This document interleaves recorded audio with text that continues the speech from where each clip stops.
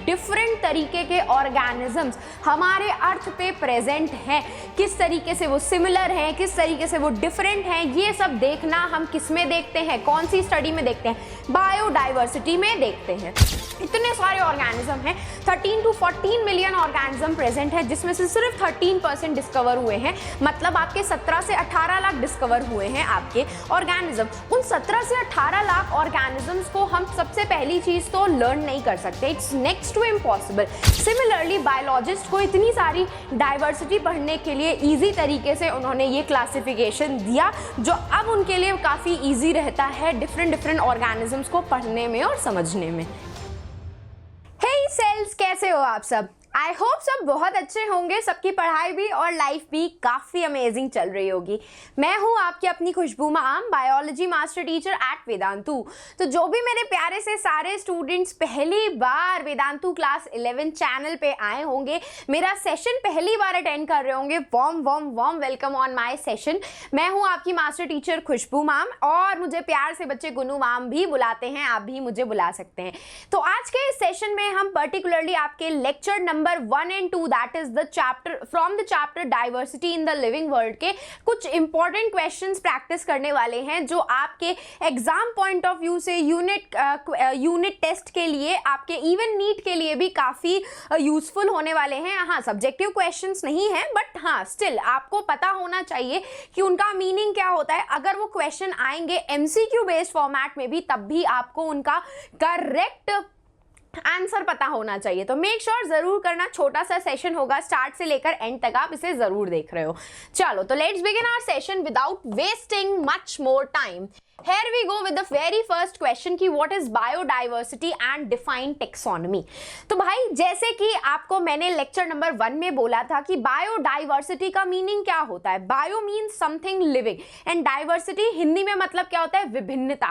तो different kinds of animals, species और plants, whatever organism, different kinds of organism present on our earth is known as biodiversity. कितने different तरीके के organisms हमारे अर्थ पे present हैं, किस तरीके से वो सिमिलर हैं, किस तरीके से वो डिफरेंट हैं, ये सब देखना हम किस में देखते हैं, कौन सी स्टडी में देखते हैं, बायोडाइवर्सिटी में देखते हैं। एंड बात करें अगर हम टेक्सोनॉमी की, तो आपको मैंने बताया था कि बायोडाइवर्सिटी हम क्यों पढ़ते हैं। इतने सारे ऑर्गेनिज्म हैं, 13 to 14 मिलियन ऑर्गेनिज्म प्रेजेंट है, जिसमें से सिर्फ 13% डिस्कवर हुए हैं। मतलब आपके 17 से 18 लाख डिस्कवर हुए हैं आपके ऑर्गेनिज्म। उन 17 से 18 लाख ऑर्गेनिजम्स को हम सबसे पहली चीज तो लर्न नहीं कर सकते, इट्स नेक्स्ट टू इम्पॉसिबल। हमको भाई इतने सारे ऑर्गेनिजम्स अभी का चीज नहीं याद रहती है, हम इतने सारे ऑर्गेनिजम्स कैसे लर्न करेंगे। तो taxonomy is all about that only. Taxonomy एक आपके साइंस की ऐसी ब्रांच होती है जिसमें हम आपके इन्हीं बायोडाइवर्सिटी वाले ऑर्गेनिजम्स को ग्रुप करते हैं according to their similarities and differences. Similarities है तो हम उनको एक साथ एक ग्रुप में ऐड कर देते हैं, डिफरेंसेस है तो हम उनको दूसरे ग्रुप में ऐड कर देते हैं, ग्रुपिंग करते हैं। तो ग्रुपिंग करने से क्या हो जाता है, इन सारे ऑर्गेनिजम्स को पढ़ने में, इनके फीचर्स को जानने में, इनको आइडेंटिफाई करने में, इनको नॉमेनक्लेचर करने में, उनको नामकरण करने में हमें ईजी रहता है। इसीलिए हम ये किस में फॉलो अप करते हैं, टेक्सोनॉमी में, जो आपकी ऐसी ब्रांच होती है साइंस की जहां पे हम आपके ऑर्गेनिजम्स को क्या करते हैं, सबसे पहले क्लासिफाई करते हैं, ठीक है, सॉरी, सबसे पहले हम कैरेक्टराइज करते हैं। क्या करते हैं, सबसे पहले भी कैरेक्टराइज देम कि भाई कैरेक्टरिस्टिक्स क्या हैं उनकी।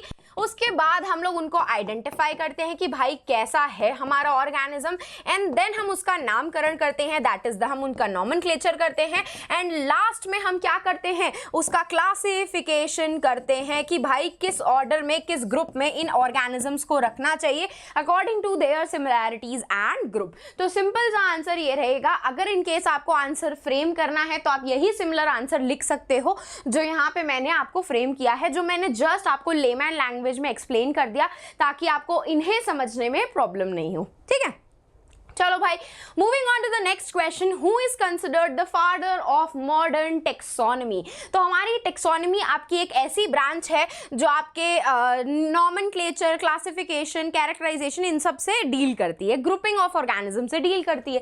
अब ये टेक्सोनॉमी जो थी आपकी दो टाइप की होती है, एक होती है आपकी क्लासिकल, ठीक है, और एक यहाँ पे लिखी है मॉडर्न। क्लासिकल में हम सिर्फ ऑर्गेनिज्म को उनको मॉर्फोलॉजी के बेसिस पे, मतलब उनके आउटर स्ट्रक्चर के बेसिस पे क्या करते थे, क्लासिफाई करते थे, उनको कैरेक्टराइज या आइडेंटिफाई करते थे, जो कि गलत था, क्योंकि भाई हमें उनका इंटरनल स्ट्रक्चर भी तो देखना है। क्या पता उनका इंटरनल स्ट्रक्चर अलग अलग हो, हम कैसे कह सकते हैं कि सिर्फ मॉर्फोलॉजी देख करके हमने उनकी ग्रुपिंग कर दी। तो इसीलिए मॉडर्न टेक्सोनॉमी आई। उस मॉडर्न टेक्सोनॉमी में हम उनके मॉर्फोलॉजी को भी देखते हैं, आउटर स्ट्रक्चर को भी देखते हैं, साथ साथ में हम उनकी एनाटॉमी को भी देखते हैं। एनाटॉमी मतलब उनका इंटरनल स्ट्रक्चर कैसा है, उनका डेवलपमेंट देखते हैं कि भाई डेवलपमेंट उनका कैसे हुआ था, ठीक है, एंड उनके साथ साथ हम की और क्या देखते हैं, हम उनकी सेलुलर ऑर्गेनाइजेशन देखते हैं कि भाई उनका सेलुलर ऑर्गेनाइजेशन कैसा है। ये सब चीजें हम देखते हैं अपने टेक्सोनॉमी में, that to the modern taxonomy. और इसके जो हमारे फादर थे वो थे कैरोलस लीनियस जी। कौन थे हमारे?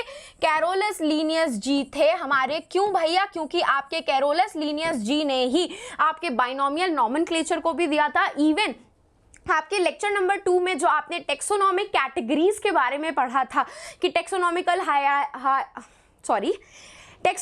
हायरार्की या टेक्सोनॉमिकल कैटेगरीज क्या होती हैं, उनका पूरा प्रिंसिपल डेफिनेशन सब आपके कैरोलस लीनियस जी ने दिया था। इसीलिए इतना कंट्रीब्यूशन होने की वजह से हम उनको फादर ऑफ टेक्सोनॉमी बोलते हैं, and that to the modern taxonomy, ठीक है। तो भाई याद रखना, हमारे कैरोलस लीनियस जी थे जो उनको हम फादर ऑफ टेक्सोनॉमी बोलते हैं। उन्होंने ही आपका बाइनोमियल नॉमेनक्लेचर भी दिया था। इवन आपका टेक्सोनॉमिक कैटेगरीज के बारे में भी उन्होंने ही बताया था, ठीक है।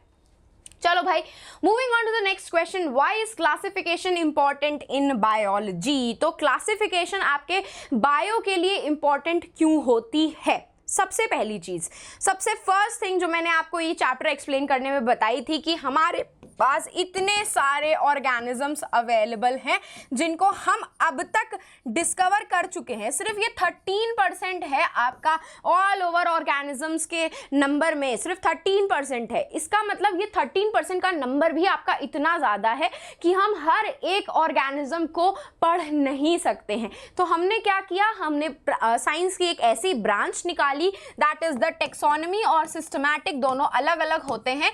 ये दोनों हमने ऐसी ब्रांच निकाली जिसमें हम क्या करते हैं, आपके ऑर्गेनिजम्स को क्या करते हैं, classify, CINC, that is the characterisation, identification, nomenclature और क्लासिफिकेशन करते हैं। वो क्लासिफिकेशन में हम एक्चुअली में क्या करते हैं, जो भी सिमिलर ऑर्गेनिजम्स हैं आपके, वो उनके मॉर्फो के बेसिस पे हो या फिर उनके रिप्रोडक्टिव फेसेस के बेसिस पे हो या वेजिटेटिव फेज के फेसेस पे हो, उनके डेवलपमेंटल के फेज पे बेसिस हो, कुछ भी उनका बेस हो, अगर उनमें सिमिलैरिटीज है तो हम उनको साथ में ग्रुप करके क्लासिफाई करते हैं एंड देन हम उनको पढ़ते हैं। इससे क्या हो गया, हमने जैसे कि हम ह्यूमन बीइंग्स हैं, हम ह्यूमन बीइंग्स को पूरी एक ही स्पीशीज में क्लासिफाई करके उनके बेसिक फंक्शंस पढ़ते हैं कि ह्यूमन में बाल होते हैं, सबके बाल होते हैं, ह्यूमंस में 2 कान होते हैं, 2 आंखें होती हैं, एक मुंह होता है। तो इससे क्या हो गया, हमने इतने सारे ऑर्गेनिजम्स को इन कॉमन फीचर्स के साथ साथ क्लासिफाई करके आराम से पढ़ लिया। अब हमें अलग से हर एक स्पीशीज के बारे में जानने की जरूरत नहीं पड़ेगी। इसीलिए हम अपने ऑर्गेनिजम्स को, हम बायो में ऑर्गेनिजम्स को, इतनी सारी स्पीशीज को क्या करते हैं, क्लासिफाई करते हैं। क्लासिफिकेशन हेल्प करता है बायोलॉजिस्ट को to organise the diversity present on the earth. इतने सारे ऑर्गेनिजम्स हैं, इन्होंने सिस्टमिक तरीका दिया था जहां पे आप लोग CINC तो फॉलो करते हो, साथ साथ में उनकी इवोल्यूशनरी हिस्ट्री भी चेक करते हो कि भाई उनके पूर्वज कौन थे। और दूसरी ही आपने पढ़ी थी टेक्सोनॉमी के बारे में, जहां पे आप लोग क्या करते हो, CINC फॉलो करते हो, उनको कैरेक्टराइज करते हो। जैसे कि अब बच्चा पैदा हुआ है तो किसका बच्चा है, आपने आइडेंटिफाई किया कि वो ह्यूमन बेबी है। उसके बाद कैरेक्टराइज करके आपने चेक कर लिया कि भाई ह्यूमन का बच्चा है, फिर आपने आइडेंटिफाई किया कि लड़का है कि लड़की है। आइडेंटिफाई करने के बाद आपने उनका नॉमेनक्लेचर किया, लड़का होगा तो लड़के का नाम रखा जाएगा एंड लड़की होगी तो लड़की वाला नाम रखा जाएगा। एंड लास्ट में आपने क्या कर दिया, क्लासिफिकेशन कर दिया, लड़कियों वाले ग्रुप में लड़कियों को डाल दिया और लड़के वाले ग्रुप में लड़कों को डाल दिया। जैसे कि आपके स्कूल में होता है 1 to 10 रोल नंबर आपके फर्स्ट रो में बैठेंगे, आपके रिमेनिंग 11 to 20 रोल नंबर दूसरी रो में बैठेंगे। इससे क्या हो जाता है, आपकी टीम टीचर्स को ईजी हो जाता है बच्चों को पहचानने में। सिमिलरली बायोलॉजिस्ट को इतनी सारी डाइवर्सिटी पढ़ने के लिए ईजी तरीके से उन्होंने ये क्लासिफिकेशन दिया, जो अब उनके लिए काफ़ी ईजी रहता है डिफरेंट ऑर्गेनिजम्स को पढ़ने में और समझने में। ठीक है, What is binomial nomenclature? तो भाई nomenclature मतलब सिंपल लैंग्वेज में हमें पता ही है, नामकरण करना। बाइनोमियल का मतलब होता है कि आपका ऑर्गेनिज्म जो है उसको हमने एक साइंटिफिक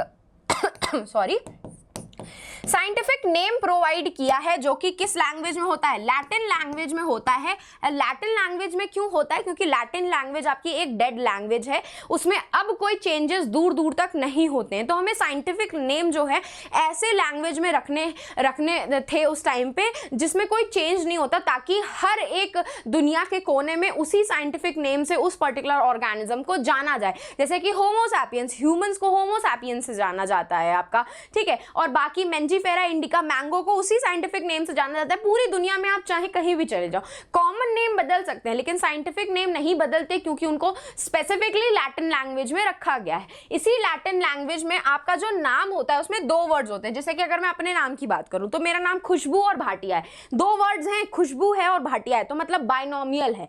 तो उसी तरीके से साइंटिफिक नेम में दो वर्ड्स होते हैं, दैट इज द, एक एग्जाम्पल ले लूं, that is the Mangifera, and क्या होता है दूसरा नाम? इंडिका, जिनको हम अलग अलग हाईलाइट करते हैं, जिसमें से ये वाला जो पहला वर्ड होता है आपका ये जीनस डिफाइन करता है, और दूसरा वर्ड आपका स्पेसिफिक एपिथेट होता है। क्या होता है? स्पेसिफिक एपिथेट होता है, और जिसमें से आपका ये जीनस का जो सबसे फर्स्ट लेटर होता है वो हमेशा कैपिटल रहेगा। ठीक है, और जो स्पीशीज का सबसे फर्स्ट लेटर होता है वो हमेशा स्मॉल लेटर्स में रहता है। और अगर आप टाइप कर रहे हो तो आपको इटैलिक्स में लिखना है, लेकिन अगर आप उसको हैंड रिटन लिख रहे हो तो सेपरेट वर्ड्स में आपको इस तरीके से अंडरलाइन लगानी पड़ेगी। तो यही होता है आपका बाइनोमियल नोमेनक्लेचर, जहां पे हम दो नाम का यूज करके, जीनस और स्पीशीज का नाम यूज करके आपके ऑर्गेनिज्म को एक साइंटिफिक नेम प्रोवाइड करते हैं इन द लैटिन लैंग्वेज। ठीक है, तो अब देखो भाई, यहाँ पे बाइनोमियल नोमेनक्लेचर की आपको डेफिनेशन के साथ साथ उसके रूल्स भी लिखने पड़ेंगे। रूल्स लिखोगे तो मार्क्स अच्छे मिलेंगे, आपको प्रॉब्लम नहीं आएगी। ठीक है, तो मेक श्योर जरूर करना। देखो, मार्क्स पे डिपेंड करेगा आपके एग्जाम में, आपके टेस्ट में, कि ये कितने मार्क्स का क्वेश्चन है। अगर 2 मार्क्स का है तो ज्यादा लंबा नहीं लिखना, 2 से 3 पॉइंट लिख करके आ जाओगे, मोर देन एनफ है। लेकिन अगर ये क्वेश्चन आपका 3 से या फिर बाकी किसी लॉन्ग आंसर में आ रहा है तो आपको थोड़ा सा एक्स्ट्रा पॉइंट्स उसमें लिखने पड़ेंगे, ताकि वो अप टू द मार्क लगे। ठीक है, चलो भाई, next question, given below the is the scientific name of mango, identify the correctly written name. तो इन दो में से कौन सा करेक्टली रिटन नेम है? बिल्कुल correct, the correctly written name is this Mangifera indica, क्योंकि अभी मैंने आपको बताया था कि जीनस का पहला नाम हमेशा कैपिटल रहेगा। ठीक है, जीनस का पहला वर्ड कैपिटल रहेगा, स्पीशीज का हमेशा वर्ड क्या रहेगा? स्मॉल रहेगा, एंड ये हमेशा किस में लिखा जाता है? अगर टाइप किया है इटैलिक्स में लिखा जाता है, जो कि ये लिखा हुआ है। ये यहाँ पे कैपिटल ये भी है, कैपिटल ये भी, और ये इटैलिक्स में भी नहीं लिखा हुआ है, इसीलिए इसमें सेकंड वाला क्या है? सही है। ये आप कैसे पहचान पाए? तब आप पहचान पाए जब आपने इस पूरे बाइनोमियल नोमेनक्लेचर के रूल्स के साथ साथ उसके सारी डिटेल्स भी पढ़ी। ठीक है, चलो तो 6 नंबर क्वेश्चन पे आ जाते हैं। Define a taxon and give some example of taxa at different hierarchy level. ठीक है, चलो तो भाई टेक्सॉन क्या होता है? सिंपल सी एक डेफिनेशन बताऊंगी। जो ग्रुप ऑफ ऑर्गेनिजम्स होते हैं ना, डिफरेंट ग्रुप ऑफ ऑर्गेनिज्म, जिनको हम स्पीशीज में रखते हैं, अपने जीनस में रखते हैं, फैमिली में कंसिडर करते हैं, वो आपके जितने भी वो होते हैं, जो मैंने एग्जाम्पल आपको बताए थे, पोटैटो, टोमेटो और ब्रिंजल आपके किस जीनस में आ रहे थे, वो जीनस आपका किस फैमिली में आ रहा था, कौन सा फैमिली आपके किस ऑर्डर में आ रहा था, ये सब चीजें जो हैं आपकी, इन सबको हम क्या बोलते हैं? टेक्सा बोलते हैं। यूनिट होती है आपके ये कैटेगरीज की। ठीक है, तो अब एग्जाम्पल आप लोग कुछ भी लिख सकते हो। यहाँ पे स्पीशीज होती हैं, जीनस होते हैं, phylum, kingdom, phylum, class, order, family, genus, species, ये होते हैं आपके कैटेगरीज। इनको हम कहते हैं टेक्सोनोमिक कैटेगरीज। इनमें जितने भी ऑर्गेनिजम्स आ रहे हैं, ग्रुप ऑफ ऑर्गेनिज्म जिसमें सिमिलैरिटी है, जिनमें डिफरेंसेस हैं, ये जितने भी ऑर्गेनिजम्स आ रहे हैं वो सब क्या बनाते हैं? आपका टेक्सा बनाते हैं, टेक्सॉन बनाते हैं। जो ग्रुप होता है आपका वो होते हैं आपके क्या था? ग्रुप ऑफ ऑर्गेनिज्म जिनमें सिमिलैरिटीज होती है उसको हम क्या बोलते हैं? टेक्सॉन बोलते हैं। तो can be defined as taxonomic unit in the biological system, जहां पे बहुत सारे ऑर्गेनिजम्स प्रेजेंट होते हैं जिनमें कहाँ क्या क्या होती है, सिमिलैरिटीज देखने के लिए मिलती हैं। जैसे कि हम लोगों ने फाइलम पढ़ा था, क्या है ना, डिवीजन पढ़ा था प्लांट्स के केसेस में, kingdom, phylum, class, order, family, genus, species, ये सब क्या है, एक रैंक, एक टेक्सॉन को डिसाइड कर रहे होते हैं। तो all the insects form a tax on. तो जितने भी इंसेक्ट्स हैं आपके, जो इंसेक्ट्स ग्रुप में आ रहे हैं, वो क्या बनाएंगे, आपका एक टेक्सॉन बनाएंगे। तो टेक्सॉन की सिंपल सी एक डेफिनेशन हो जाती है, ग्रुप ऑफ ऑर्गेनिजम्स जिनमें सिमिलैरिटीज देखने के लिए मिलती हैं। ठीक है, जिनमें सिमिलैरिटीज देखने के लिए मिलती, सिंपल सी डेफिनेशन। और अगर आपको एकदम प्रॉपरली डिफाइंड डेफिनेशन लिखनी है तो आप ये लिख सकते हो जो मैंने यहाँ पे लिखी हुई है। आपको नॉर्मल लेमैन लैंग्वेज में मैंने आपको समझा दिया कि टेक्सॉन क्या होता है।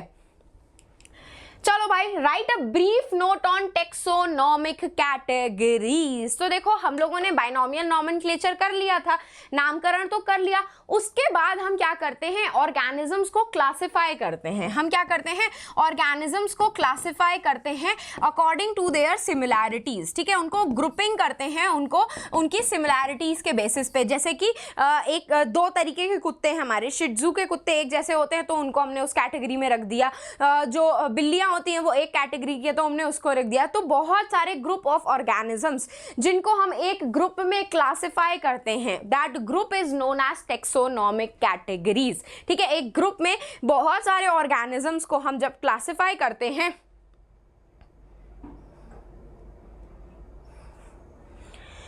जब हम बहुत सारे ऑर्गेनिजम्स को क्लासिफाई करते हैं, एक ऐसे ग्रुप में डालते हैं जहां पे जितने भी ऑर्गेनिजम्स प्रेजेंट है सब सिमिलैरिटी शो करते हैं। अब जैसे सिंपल सा नाम बता दूं, सपोज करो ये भाटिया फैमिली है। ठीक है, सपोज करो ये मेरी फैमिली है, भाटिया फैमिली। यहाँ पे जितने मेंबर्स हैं वो सब क्या हैं, एक जैसे हैं। कैसे सिमिलैरिटी कैसी है उनके अंदर, क्योंकि उनका सरनेम क्या है, भाटिया है। उनका सरनेम क्या है, भाटिया है। ठीक है, उसके बाद मैंने दूसरी फैमिली ली जिसका ये क्या है, शर्मा है। ठीक है, इसमें इनके अंदर क्या सिमिलैरिटीज थी, जितने भी ऑर्गेनिजम्स इसमें प्रेजेंट है, जितने भी फैमिली मेंबर्स हैं, उन सब में क्या है, उनका सरनेम सेम है। ठीक है, तो ये एक हो गई कैटेगरी, एक ये कैटेगरी होगी। जब हम इस पूरी कैटेगरी को एक साथ क्लासिफाई करते हैं, एक साथ ग्रुप करते हैं, किसमें ग्रुप करेंगे, ह्यूमन बींग्स में ग्रुप करेंगे ना भाई।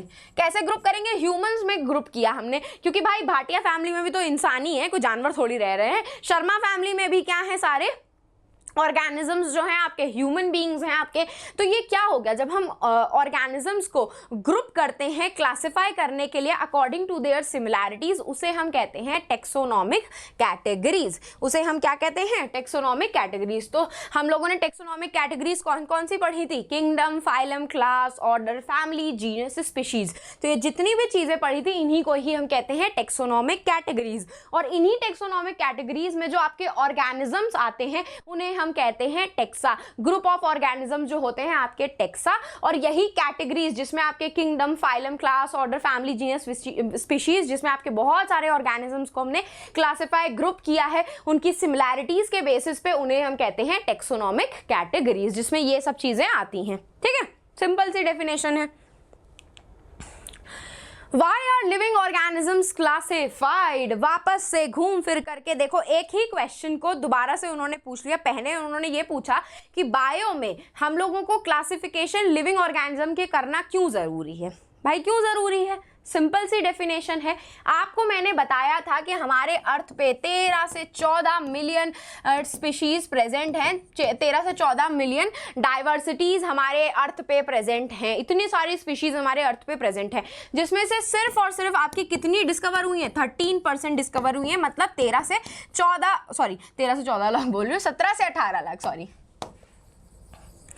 कितनी डिस्कवर हुई है, सिर्फ और सिर्फ 17 से 18 लाख ऑर्गेनिज्म आपके अर्थ पे क्या हुए हैं, डिस्कवर हुए हैं, है ना। इनको बस इन 17 से 18 लाख ऑर्गेनिजम्स को हम डिस्कवर कर पाए हैं अभी तक, रिमेनिंग तो अभी तक डिस्कवर ही नहीं हुए हैं। तो इतने सारे ऑर्गेनिजम्स को हम एक एक करके नहीं पढ़ सकते, है ना। तो हमने क्या किया, इन सारे ऑर्गेनिजम्स में से जो जो ऑर्गेनिजम्स आपकी सिमिलैरिटी शो करते हैं उनको हमने एक साथ एक ग्रुप में डाल दिया, ताकि जब उस ग्रुप को हम पढ़ें तो हमें सिर्फ कॉमन फीचर्स पढ़ने की जरूरत पड़ेगी। जैसे कि अगर हम सारे ह्यूमंस को एक ही कैटेगरी में डाल रहे रहे हैं, तो ह्यूमंस की सिंपल क्लासिफिकेशन कैसी हो जाएगी, कॉमन फीचर्स कैसे हो जाएंगे कि ह्यूमन की बॉडी इस तरीके की होती है, ह्यूमन में टिश्यूज प्रेजेंट होते हैं, स्टमक होता है, स्टमक इस तरीके से होता है, उनमें ये एंजाइम्स प्रेजेंट होते हैं, स्मॉल इंटेस्टाइन होती है जिसकी लेंथ इतनी होती है, माउथ प्रेजेंट होता है, माउथ के अंदर सलाइवा होता है, उसमें ग्लैंड्स प्रेजेंट होते हैं, वो यही सिक्रीट करते हैं। बाकी सारे ऑर्गेनिजम्स को अब हम सारे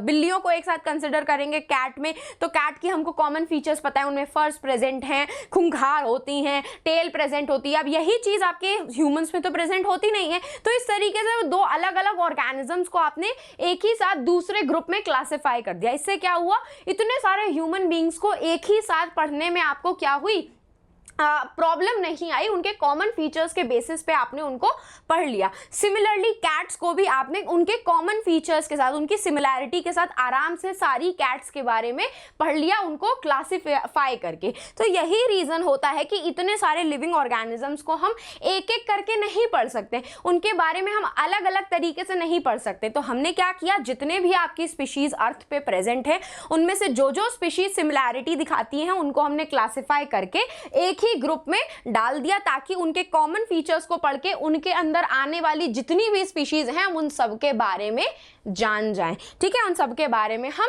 जान जाए। जैसे कि आपके स्कूल में होता है, स्कूल में क्लासेस का नंबर अलग अलग होता है, क्लास 9th A है, क्लास 9th B है, क्लास 9th C है आपकी, आपने 3 अलग अलग क्लासेस को क्लासिफाई कर दिया, जिससे आपको पता है कि A वाले सेक्शन में सारे टॉपर बच्चे हैं, B वाले सेक्शन में सारे एवरेज बच्चे हैं, C वाले सेक्शन में सारे बैक बेंचर्स बच्चे हैं जो पढ़ते नहीं है। तो इससे क्या हुआ, टीचर्स को आइडेंटिफाई करने में ईजी हो गया कि ये बच्चा ए सेक्शन से बिलोंग कर रहा है, ये बच्चा बी सेक्शन से।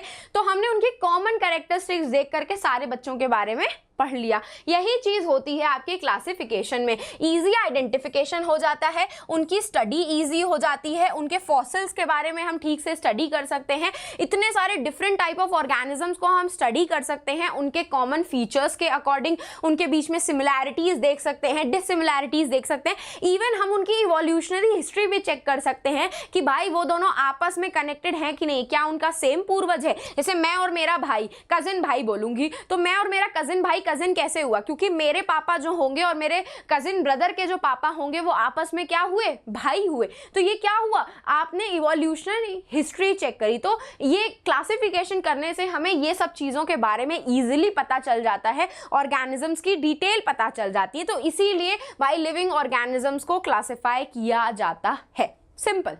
ठीक, चलो next question, name the organisation involved in taxonomy. तो मैंने आपको बताया था टेक्सोनॉमी करने के लिए, मतलब ग्रुपिंग करने के लिए आपके कोड्स डिसाइडेड हैं, जो कोड्स आपके इस तरीके से, that is the ICBN, ICZN, ICNCP, ICNB, ICVC, international code for botanical nomenclature, international code for zoological nomenclature, international code for nomenclature of cultivated plants जो एग्रीकल्चर में होते हैं, international code for nomenclature of bacteria के लिए भी अलग code है, international code for virus classification and nomenclature जहां पे हम वायरस का क्लासिफिकेशन करते हैं। अब मैं अगर बात करूं आपके फंगस की, मैंने आपको लेक्चर 1 में ये क्वेश्चन पूछा था, तो फंगस का जो क्लासिफिकेशन होता है या फंगस का जो नेमिंग होती है वो किस कोड के अंडर होती है, वो आपके ICBN कोड के अंडर में होती है, that is the botanical nomenclature के अंडर में आपके फंगस ऑर्गेनिजम्स को, जो फंगस वाले ऑर्गेनिजम्स हैं उनका क्लासिफिकेशन इसी कोड के बेसिस पे किया जाता है, उनका नाम इसी कोड के बेसिस पे रखा जाता है।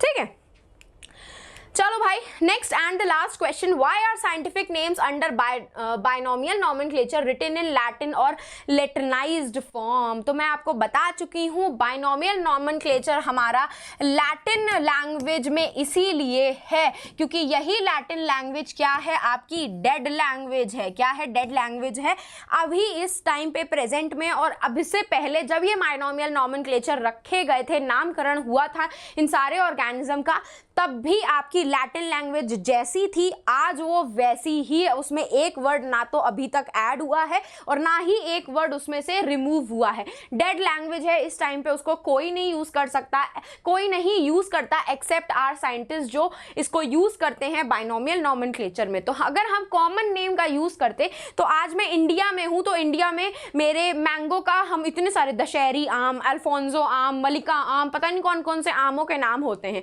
जबकि अगर हम साउथ में हूँ अभी मैं, साउथ में मैंगो के नाम अलग हैं, लेकिन वही सेम मैंगो के नाम आपके नॉर्थ इंडिया में बिल्कुल डिफरेंट है। तो इतनी सारे कॉमन नेम्स में वैरायटी आने की वजह से हमें किसी भी ऑर्गेनिज्म को, किसी भी स्पीशीज को पहचानने में प्रॉब्लम हो सकती है, चाहे वो प्लांट की हो चाहे वो एनिमल की हो। तो इसीलिए साइंटिस्ट ने आपका एक ऐसी लैंग्वेज ढूंढी, that is the Latin language, जिसमें उन्होंने आपके सारे बाइनोमियल नॉमेनक्लेचर का, आपकी स्पीशीज का नाम रखा, साइंटिफिक नेम रखा, ताकि उसी साइंटिफिक नेम से पूरी दुनिया भर में हर एक साइंटिस्ट उस ऑर्गेनिज्म को, उस स्पीशीज को पहचान पाए, कोई कंफ्यूजन ना क्रिएट हो। और लैटिन ही लैंग्वेज इसीलिए यूज करी क्योंकि ये डेड लैंग्वेज है, इसमें अब तक कोई भी चेंजमेंट नहीं हुआ है, ना ही आगे चल के इस लैंग्वेज में कोई चेंजमेंट आएगा, क्योंकि अब हम डे टू डे लैंग्वेज में या डे टू डे वर्क में इस लैंग्वेज को नहीं यूज करते, एक्सेप्ट आर साइंटिस्ट जो इसे बाइनोमियल नॉमेनक्लेचर के लिए यूज करते हैं। सिंपल। चलो भाई, this is the end of our session. तो बस जाते जाते मेरे प्यारे सारे से बच्चों को टेलीग्राम चैनल को ज्वाइन कर लेना है, ताकि जब भी मेरा सेशन बायो से रिलेटेड आए चैनल पे तो आपको उसका अपडेट मिल जाए, आपसे कोई भी ऐसा इंपॉर्टेंट मिस आउट ना हो जाए सेशन। एंड अगर आपको मुझे पर्सनली रीच आउट करना है किसी भी डाउट के रिगार्डिंग या कुछ भी प्रॉब्लम आ रही है, तो आप मुझे इंस्टाग्राम पे रीच कर सकते हैं, खुशबू_भाटिया मेरा इंस्टाग्राम का अकाउंट है। तो बस अब मेरे प्यारे सारे से बच्चे जाते जाते सेशन को लाइक कर दें, चैनल को सब्सक्राइब कर दें, एंड अब हम फिर मिलेंगे चलते चलते ऐसे ही नेक्स्ट अमेजिंग सेशन में। तो bye guys and take care.